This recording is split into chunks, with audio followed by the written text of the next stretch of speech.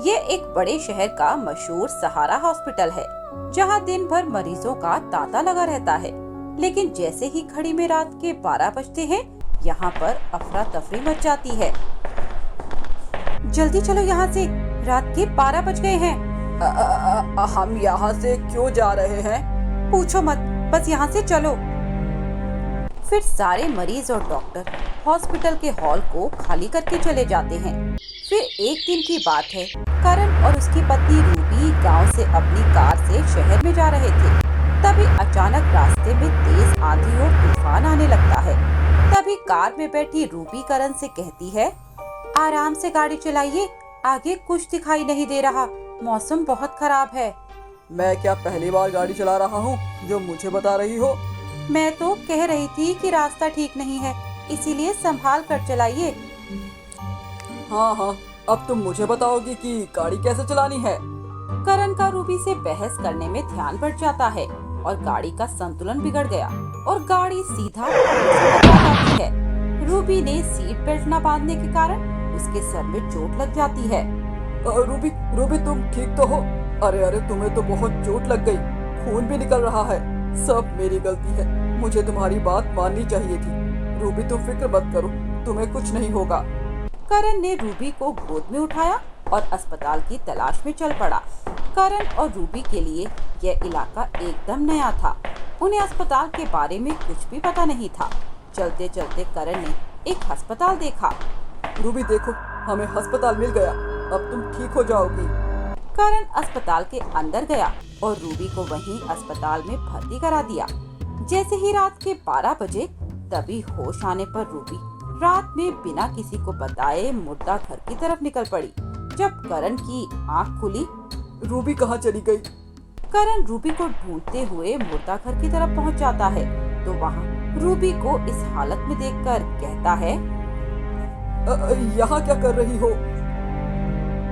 अपनी लाश देख रही हूँ।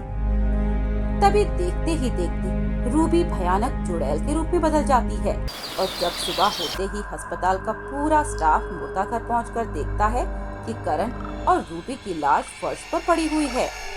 ये लोग भी उस चुड़ैल की आत्मा के शिकार हो गए। फिर अस्पताल की एक नर्स दूसरी नर्स से बताती है कि कुछ साल पहले एक महिला को 2 आदमी घायल अवस्था में अस्पताल लेकर आए थे।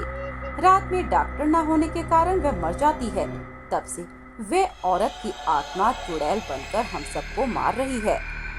इस अस्पताल ने मेरी जान ली है, मैं इस अस्पताल में किसी को जीने नहीं दूंगी।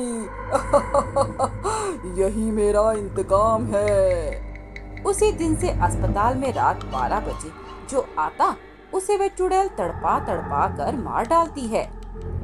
तो यहाँ पर उसके बचाव में कुछ किया नहीं गया?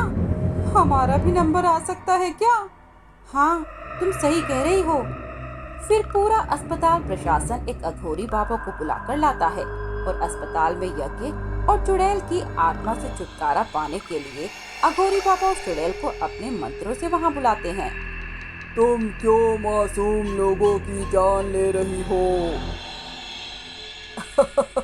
मुझे सही समय पर इलाज न मिलने के कारण मेरी मृत्यु हो गई, तो मैं सबको मार दूंगी।